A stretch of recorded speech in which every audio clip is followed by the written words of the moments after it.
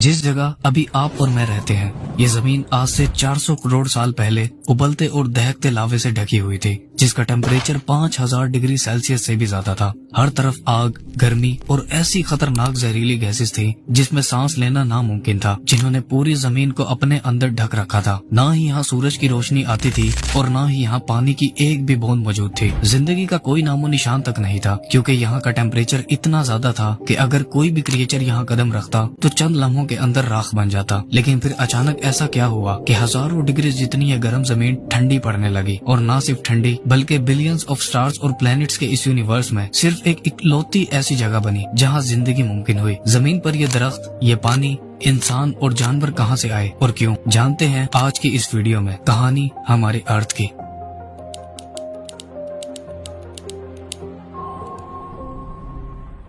आज से करीब 6.5 बिलियन साल पहले हमारी स्पेस में एक डस्ट और गैसेस से बने क्लाउड और एक स्टार के अलावा और कुछ भी नहीं था। पूरी स्पेस एकदम खाली और खामोश थी। साइंटिस्ट ने इस गैसेस के क्लाउड को सोलर नेब्यूला का नाम दिया है। ये क्लाउड मेनली हाइड्रोजन और हीलियम गैसेस से बना हुआ था, जो यूनिवर्स में सबसे ज्यादा पाए जाने वाले एलिमेंट्स में से हैं। इसी क्लाउड में और भी कुछ एलिमेंट्स मौजूद थे, जैसे ऑक्सीजन, कार्बन, नाइट्रोजन और सिलिकॉन, जिनसे हमारे सोलर सिस्टम के ज्यादातर प्लैनेट्स बने हैं। ये बादल करोड़ों सालों तक ऐसे ही स्पेस की खामोशी में 100 लाइट ईयर्स तक फैला हुआ था। यानी लाइट को इसके स्टार्टिंग पॉइंट से एंडिंग पॉइंट तक पहुंचने में पूरे 100 साल लग जाते। लेकिन एक दिन इसके पास मौजूद उस स्टार में, जिसका हमने अभी जिक्र किया, एक बहुत बड़ा धमाका हुआ, जिसे साइंटिस्ट सुपरनोवा एक्सप्लोजन कहते हैं। ये धमाका इतना ज्यादा भयानक और इंटेंस था कि इसके फटने से उस क्लाउड के अंदर की सारी गैसेस, डस्ट और सारे एलिमेंट्स बड़ी ही तेजी से कंप्रेस होने लगे, जिसके नतीजे में ये अपने सेंटर की तरफ कोलैप्स होने लगा। इस कंप्रेशन के दौरान ये क्लाउड बड़ी ही तेजी से घूमने लगा। जैसे जैसे ये कंप्रेस होता गया, वैसे वैसे ये एक रोटेटिंग डिस्क में बदलता गया। इस प्रोसेस को सोलर नेब्यूला हाइपोथेसिस कहते हैं। इस रोटेटिंग डिस्क के सेंटर में एक न्यूक्लियर फिजन रिएक्शन होने लगा, जिसका टेम्परेचर 15 मिलियन डिग्री